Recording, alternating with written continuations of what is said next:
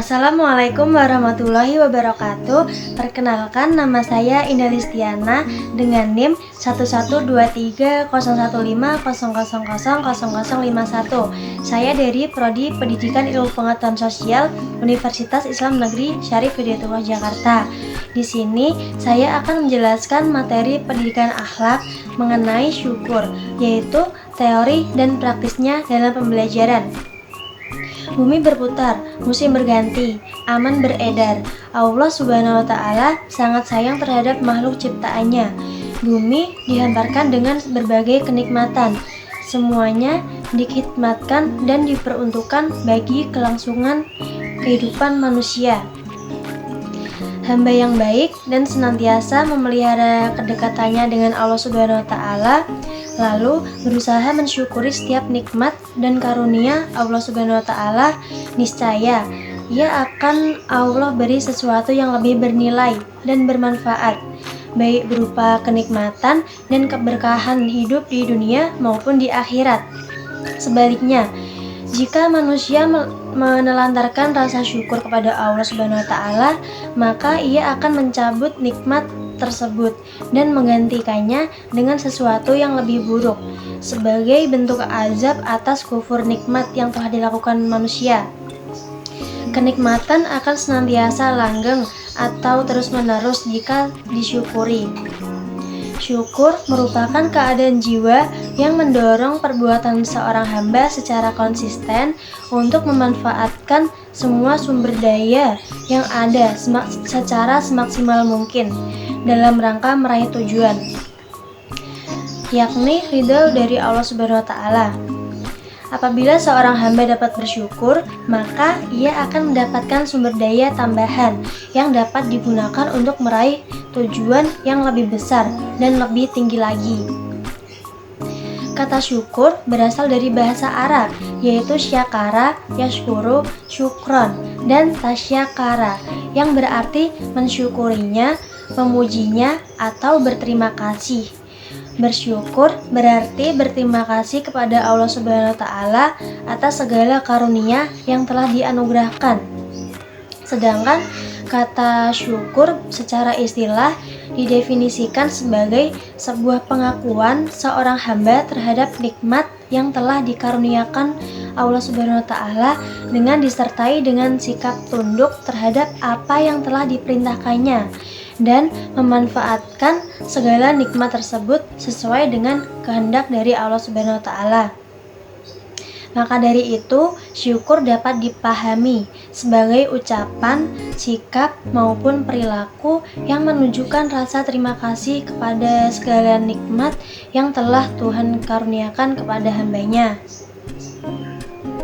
Kemudian, Al-Munawi rahimahullah berpendapat bahwa syukur itu ada dua tahapan. Yang pertama adalah syukur dengan lisan, yaitu memuji pada yang memberikan nikmat. Kemudian yang kedua adalah bersyukur dengan semua anggota badan, yaitu dengan membalas nikmat dengan pantas atau kita membalas kenikmatan dengan rasa taat kepada Allah Subhanahu wa Ta'ala. Pembelajaran dipahami sebagai suatu proses belajar peserta didik yang dibimbing, diasuh, dan diarahkan oleh guru dalam rangka mencapai tujuan. Dari tidak tahu menjadi tahu, dari tidak bisa menjadi bisa, dari salah menjadi benar, dan seterusnya. Lalu, bagaimana seorang pelajar dapat mensyukuri dalam belajar sehingga hasil belajarnya sempurna dan dapat berkembang secara terus-menerus sehingga mendapatkan ridho dari Allah Subhanahu wa Ta'ala. Nah, dalam hal ini seorang pelajar dapat bersyukur kepada Allah Subhanahu wa Ta'ala dengan beberapa cara, seperti senantiasa bersyukur atas ilmu agama yang diberikan, kemudian bersyukur kepada Allah Subhanahu wa Ta'ala atas nikmat dapat belajar di sekolah karena sebagian orang tidak mendapatkannya. Kemudian bersyukur atas kemampuan yang dimiliki.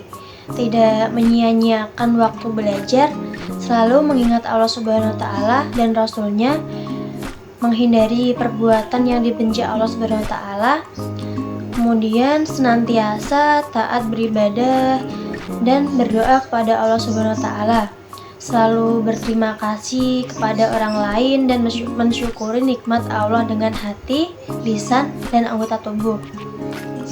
Dengan melakukan beberapa cara tersebut, maka seorang pelajar dapat belajar dengan sempurna dan berkembang secara terus-menerus, dan proses belajarnya dapat diridhoi oleh Allah Subhanahu wa Ta'ala.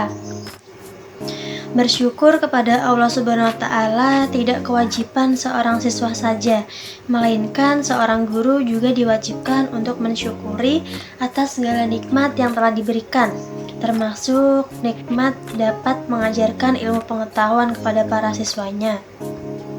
Lalu bagaimana seorang guru dapat bersyukur dalam mengajar sehingga hasil belajarnya sempurna dan terus bertambah lebih baik serta mendapatkan ridha dari Allah Subhanahu wa Ta'ala?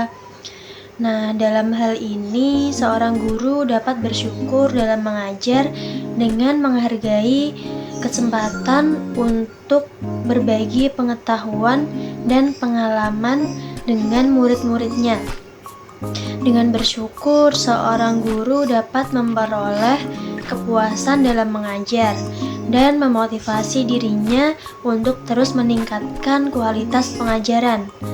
Selain itu, seorang guru juga dapat memperoleh ridho dari Allah Subhanahu wa Ta'ala dengan mengajarkan ilmu yang bermanfaat dan memberikan pengaruh positif kepada para murid-muridnya. Seorang guru dapat menjalani peran pengajaran dengan rasa syukur yang mendalam sebagai bentuk pengabdian kepada Allah Subhanahu wa Ta'ala. Kesadaran akan makna dan tujuan ilahi dalam pengajaran memberikan motivasi dan dorongan yang kuat untuk terus bertambah baik dan memberikan dampak positif pada generasi yang diajar. Namun, bagaimana jika siswa yang dibimbing tidak bersyukur dalam belajar? Nah, seperti apa seorang pelajar yang tidak atau kurang bersyukur dalam belajarnya? Kemudian, apa saja efek negatifnya jika siswa tidak bersyukur dalam belajar? Nah, jika seorang siswa tidak menunjukkan rasa syukur dalam proses pembelajaran, dia akan kehilangan motivasi untuk menghargai peluang pendidikan yang telah diberikan. Hal ini dapat menyebabkan penurunan prestasi akademik, kurangnya komitmen terhadap tugas, dan kesulitan dalam mencapai kemampuan secara maksimal. Sikap kurang bersyukur juga dapat mempengaruhi hubungan dengan guru dan rekan sekelas. Seorang pelajar yang tidak bersyukur mungkin sering mengeluh tentang tugasnya tanpa menghargai kesempatan waktu untuk belajar. Mereka tidak menyadari nilai dari pendidikan yang diterimanya. Kemudian, salah satu contoh jika seorang pelajar tidak bersyukur dapat dilihat dengan perbuatan iri hati. Iri hati merupakan salah satu contoh seorang pelajar tidak bersyukur dalam belajar. Iri hati seperti penyakit yang menggerogoti kebahagiaan seseorang.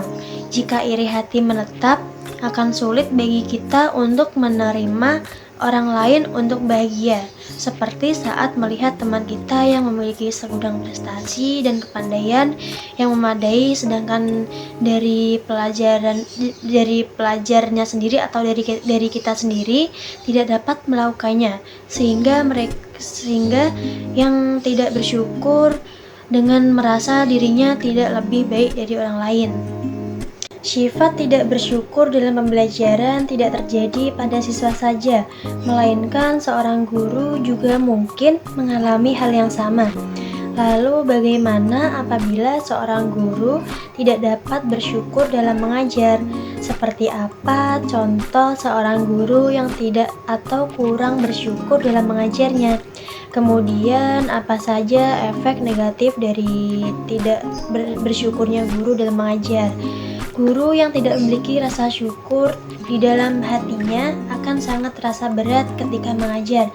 Seringnya mengeluh ketika menghadapi sesuatu dalam proses mengajar yang sulit, tidak dapat menciptakan suasana kondusif dalam kelas, serta dapat menurunkan minat siswa belajar dikarenakan guru yang kurang bersyukur dalam menyampaikan materi. Apabila seorang guru tidak bersyukur dalam mengajar, ini dapat berdampak negatif pada diri sendiri, siswa, dan lingkungan sekolah.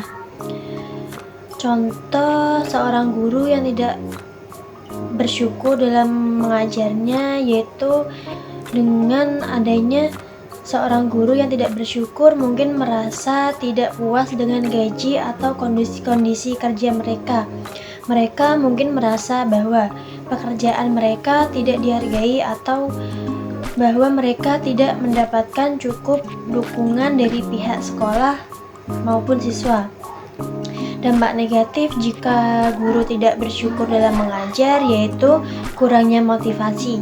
Ketika seorang guru tidak bersyukur, mereka mungkin kehilangan motivasi untuk meningkatkan kualitas pengajaran mereka. Mereka mungkin tidak mencari cara baru untuk menginspirasi siswa atau mengembangkan metode pengajaran yang lebih efektif. Kemudian dampak negatifnya juga dapat mengurangi keterlibatan guru tersebut. Guru yang tidak bersyukur mungkin tidak terlibat secara aktif dalam kegiatan sekolah atau kolaborasi dengan rekan kerja. Mereka mungkin merasa tidak termotivasi untuk berpartisipasi dalam mengembangkan kurikulum, kegiatan ekstrakurikuler sekolah, atau pertemuan staf. Dampak negatif bagi siswa apabila seorang guru tidak bersyukur dalam mengajar, yaitu dapat mempengaruhi kualitas pembelajaran mereka. Mereka mungkin tidak memberikan perhatian yang cukup kepada kebutuhan individu siswanya, tidak memberikan umpan balik yang konstruktif, atau tidak memberikan dorongan yang cukup untuk mencapai potensi penuh siswa. Penting bagi seorang guru dan pelajar untuk mengembangkan sikap bersyukur dalam proses pembelajaran. Dengan bersyukur, seorang guru dan murid dapat meningkatkan motivasi, prestasi, keterlibatan, dan kualitas pembelajaran mereka, serta mereka berkesempatan untuk mendapat ridho dari Allah Subhanahu wa Ta'ala karena telah mensyukuri segala nikmatnya. Sekian penjelasan materi syukur, teori dan praktis dalam pembelajaran dari saya. Apabila ada salah kata, mohon dimaafkan. Terima kasih. Wassalamualaikum warahmatullahi wabarakatuh.